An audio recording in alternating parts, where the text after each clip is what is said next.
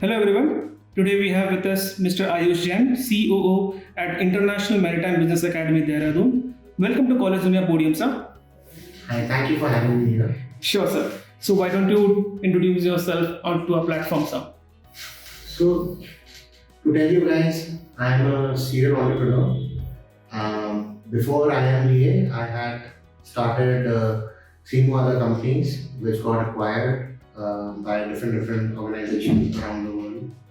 My first venture I started back in 2011. It was a website called bandbrand.com.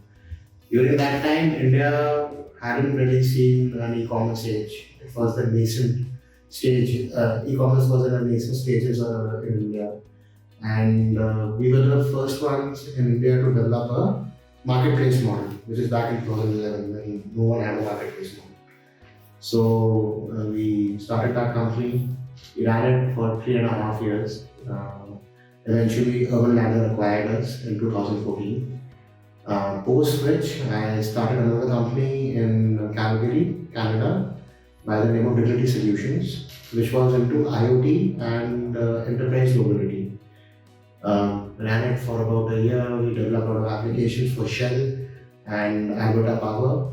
We sold it to Convergent IS the year after that, and post which I came back to India, and then I started another company by the name of Homelane.com. I was working there for almost 1.5 years, almost 2 years, yeah.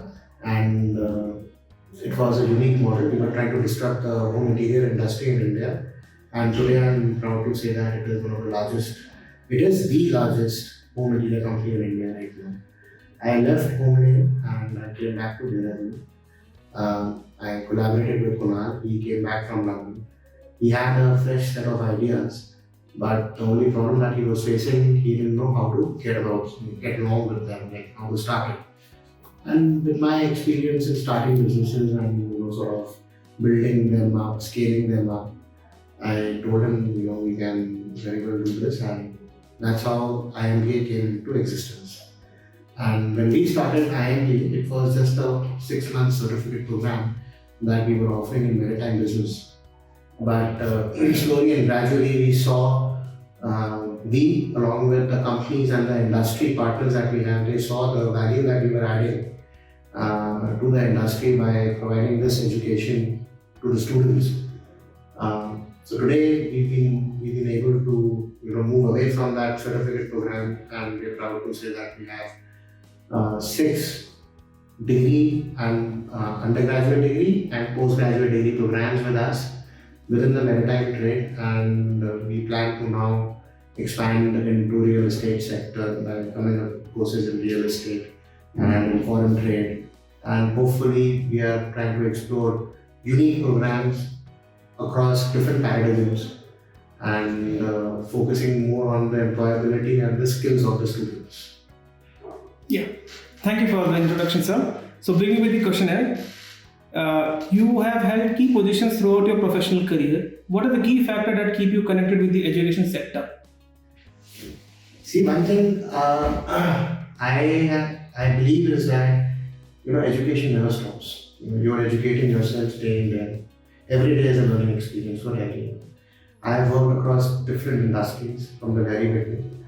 The only thing that kept me going was I always had this craving for learning something new.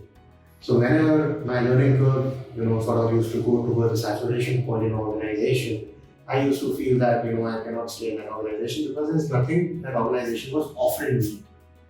So I would move on. Hence, education has been an integral part of my life at least. And I feel that, ever since I've got out of college, I've just been learning since the very beginning. And I also believe that, colleges and these educational institutions are just a medium to teach us how to teach ourselves, basically. Teachers are there, these valuable educators are there. But end of the day, the burden and the onus lies on us. How you want to teach yourself. And it's an ongoing journey, and I think so till the time I die, I'm going to learn.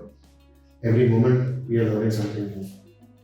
Thank you for the answer, sir. Moving ahead, when you first came to IMBA Dehradun, what was the vision for this institute? Has it evolved over time, and how far along in implementing that vision are you? So as I earlier mentioned you guys that when I came back to Dehradun, I collaborated with Kunal and we started this 6 months program in maritime trade. When we started out, we got from day one. In fact, we had this vision that we launch a 6 months program and then eventually get an affiliation or collaborate with some foreign entity to sort of authenticate this program. We knew that there is a big market in India, not only in India, abroad as well, for people of the skill. Again, our education system, in fact, globally, the education system sort of predates us, where we are today. The entire education system is based on an apprentice-based education system, which was followed back in the day, where a cobbler would have an apprentice and he would teach the same trade to that particular person. But we've lost the essence, which is the skill, the part where we are imparting a particular skill to the student, which is being used in the trade. Today, if you look at all these colleges and all the courses that are being offered in the industry, they don't teach any particular skill which is sellable. Industry practices are different. What companies are doing is very different from what is being taught in the colleges. So we wanted to bridge this gap. Our entire existence is based on bridging this gap. That we want to teach what is required in the industry. That's what we did. We came in and we started with the maritime sector. We said we introduce a certificate program with a vision that we will eventually get into a degree or a postgraduate degree program, which we did. In due course of time, we saw tremendous success in the very beginning. We had a batch of 15 to 20 students, I remember, and all the students got placed in 6 months with handsome salaries. That was because we were able to impart the skills that were required by the industry to these students. And we want to keep the same focus and the same core belief that we need to impart skills required by the industry. And we've been able to do that just by having these industry collaborations with companies, regularly taking their requirements. What exactly do they require from a student? So instead of them, student graduating from a college and going to a company where they spend another 6 months training the student, wasting their money and time on that particular resource, and then that particular candidate becomes valuable to the country. Today, what is happening with IMBA? Student comes in, we teach him relevant skills, he goes out, and he's a usable resource to the company from day one. And the company then values that student and that candidate much more compared to other students. So our vision going forward is to come up with certain courses in different fields. Initially, our primary focus was in the maritime space. Now we are sort of expanding, moving parallel, getting into foreign trade, getting into real estate finance. So, but keeping the same core, where we are making sure that we first collaborate with companies, we take their requirements, and that is how we then develop the curriculum of the program, so that it is used, the skills that we are imparting to these students are usable in the outside world. So going forward, we see that we'll be adding more courses. Again, once we do an industry collaboration, we figure out what the industry requires, and then we will sort of come out with these courses. What we've done that is working for us is that in India, we have collaborated with Quantum University and we have reached out to other notable institutions for different collaborations where we can offer specialization courses in those particular fields with those institutions. Likewise, we've reached out to universities abroad. Like we've already done a tie-up with Plymouth University, and Plymouth University is one of the top ranking universities in the maritime sector. So we have now a collaborative course with them, a dual degree program with them, which is a PGDM plus MBA. in maritime studies. Um, the courses that we have developed here in India are also required in other parts of the world. So we've done a tie-up with Kashmir Business School where we are offering our course, which we are running here in India, in Mauritius, catering to the European and the African markets.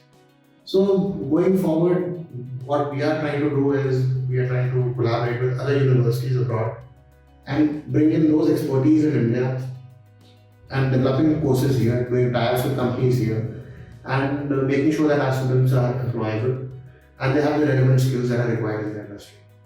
Thank you for the answer, sir. Moving ahead, being the CEO of IMBA, what is your philosophy of leadership? How would you describe your leadership style? My philosophy of leadership is quite simple. I believe in teaching by your own actions. So I like to teach students by giving examples. So for example, I've started all these organizations before. I've done the same thing with my employees. I would show them how the stuff is done first on my own, so that they also know that this is how our leaders are. If someday some of my staff members are missing, or they are not well, or they are not available at that particular moment, I don't have to delay my plans or think be operationally stuck. I can simply go down and do those tasks. So I lead by examples, and I believe in leading by example, and I think that's one of the best philosophies that a leader should have, to lead by examples. That way, your employees have trust in you. If you're asking or you're demanding them to do certain tasks, they very well know that if we don't do it, he is capable enough to do these tasks on his own. So they tend to give in their full efforts, knowing that he's led by example. So he will know that you can't cheat him, not even cheat him, like you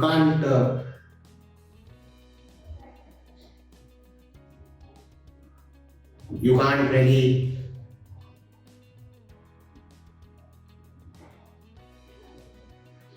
basically what I'm trying to say is that when you lead by example, what happens is that your staff members and your employees, they know that if you don't perform at a certain level, the leader, he himself will perform and show you that it can be done. So everything is achievable, nothing is impossible.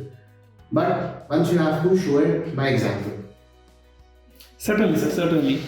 Moving ahead, the education system in India and other foreign countries are structured very differently. In your experience, what can an inbound student gain from studying here in your institute?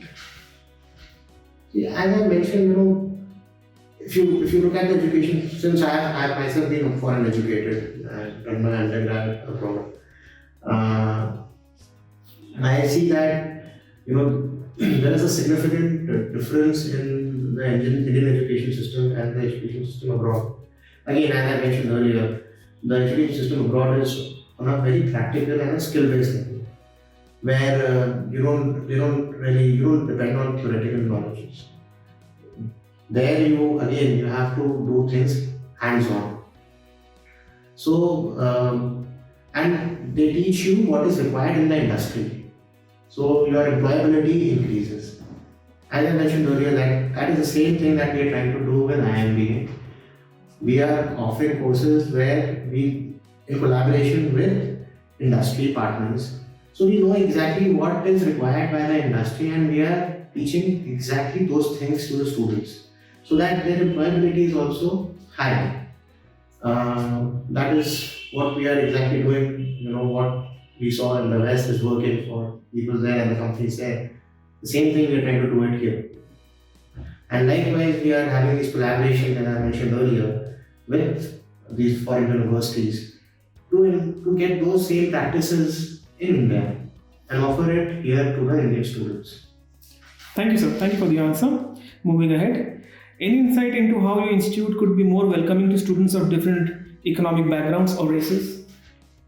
So we have scholarships available for for students who are unable to, which come from a financially weak strata of the economy. Uh, in the future, we are planning to come up with free courses, short-term free courses, skill-based, for students. Again, trying to improve the strata and the weak section of our society, and give them a good, payable sort of the job available in the market. Thank you for the answer, sir. So, what do you think your roles and responsibilities to the institute and the students are at IMBA?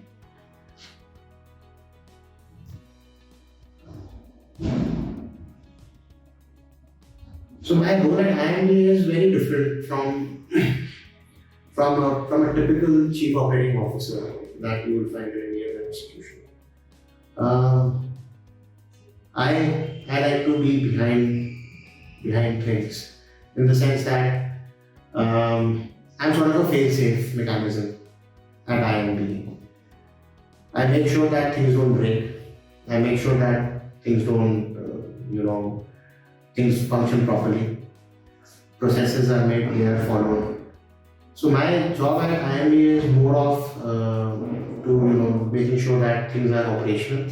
At the same time, my main task at IMBA is to strategize the vision, how to move forward, conduct, going outside and doing industry collaborations, coming up with new courses, doing tie-ups with foreign universities. So this is what exactly my role at IMBA is visually. Apart from that, I look after marketing and making sure that we have enough inflow of students and the right talent to teach these students. Thank you for the answer, sir. Moving ahead, what do you think should be the institute's top priority over the next 10 years? 10 years is a long time. I don't know what's going to happen in the next 5 years. So 10 years. Well, I can at least tell you the next 2 to 3 years what we plan to do. Over the next 2 to 3 years, our priority is to incorporate skill-based and industry-focused courses. Have as much collaboration with industry partners as we can. Again, as I mentioned earlier, that we were initially just focusing on the maritime space. Now we are moving away from the maritime space, and we are adding different segments to the institution. Like I mentioned, that we are looking at real estate finance, we are looking at foreign trade. Then at some point in time, we are giving thought at aerospace, space exploration, probably even mining. So the future is eventually, the plans that we have in the next 4 to 5 years maximum. We would want to probably, from a sort of a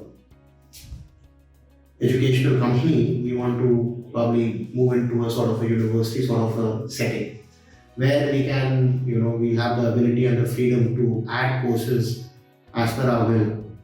Obviously, we have to follow the UGC guidelines to do that. But the idea is to incorporate different and new courses and innovative courses in India, which sort of pave the path for the future. Thank you for the answer, sir. Moving ahead, what are some of the biggest challenges you see both for higher education in general and for IMBA specifically? See, higher education in general, as I again mentioned, employability is the key. Majority institutions that I've seen, they don't focus on employability. They have just opened up their institution. Students come in, they teach, they go out. Again, no one focuses on employability. So the key is employability. Today, India has so many MBAs walking on the streets. It's ridiculous that an MBA person with an MBA degree is getting a job of 10 to 15,000 rupees. MBA used to be a pretty top, pretty unique, pretty exclusive degree, which it's not anymore. It's become like any piece of paper that another person is getting. But That's where the fault is. We need to focus on the employability of the person. We need to give them the adequate skills required by the industry, not just drill them with random knowledge, which is of no use. So again and again, I'm trying to emphasize on the point. 2 points that I'm trying to emphasize is employability and the skill, and that's what I think is our fight. That we need to make sure that whatever education we are giving to the students, they should focus on. We should focus on employability of the student and the skill that is required by the industry. If we are able to cover these 2 points, I think we should not face any problem. Certainly, sir. Thank you for the answer. Moving ahead, what are some of the plans that you're currently designing for IMBA International Affair and for students? Sorry, can you? What are some of the plans that you're currently designing for IMBA's International Affair and for students? I think I've touched that point again and reiterated. As I mentioned that, when we started, we were focusing on maritime studies, and now we are moving away from maritime studies. Not that, our focus is there. We have developed a lot of courses in maritime. We have the right industry partners for that. So that set of thing is done. So we're moving it aside.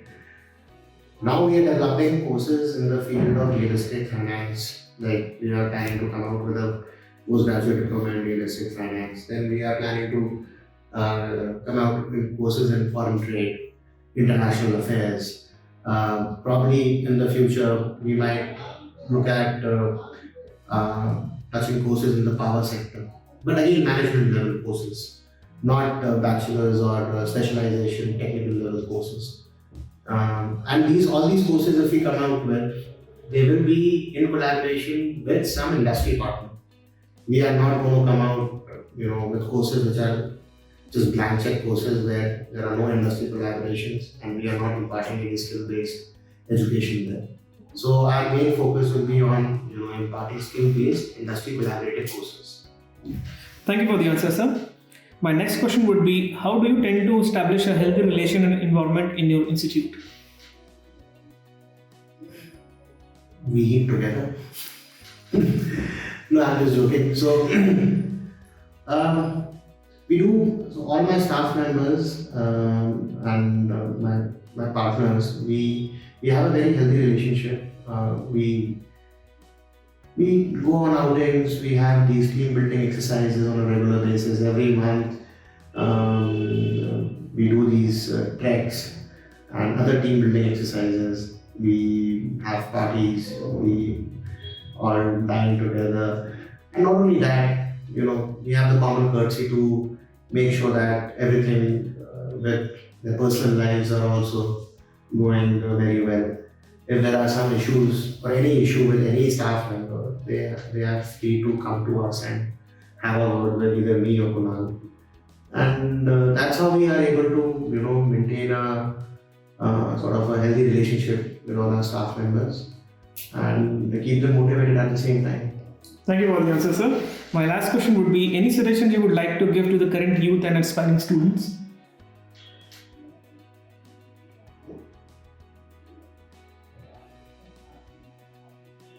There are a lot of things I would like to tell them. But one of the most important things that I feel one should, what I've seen recently, the youth today is very uncertain about their future. They have a very wandering mind, and I don't blame them. It's the age that they are in, and the youth wants to try different things, new things. At the same time, I would tell them that whatever they do in life, they should do it with focus. Focus is very important. Without focus, you cannot achieve great heights. So focus, patience, and perseverance. These are the 3 milestones that I keep with myself, and that's how I've been able to, establish whatever I have done in my past life and whatever I plan to do in the future. I keep these 3 principles very much close to me and very intact. So whatever I do it with focus, One should have patience and one should have perseverance. And I would say the same thing to the students, that they should do whatever they don't want to do it with focus. Have focus, have some patience, things will fall in place. Sometimes it takes a long time. Don't get dissuaded, depressed. I've seen a lot of students today face a lot of mental health issues. And I think that is just because of lack of patience. One should be patient enough, never get disheartened. All you need to do is be focused, be patient, have some perseverance, things will work out. Thank you for your time, sir. Thank you for talking to us at College Dunia. Thank you for listening.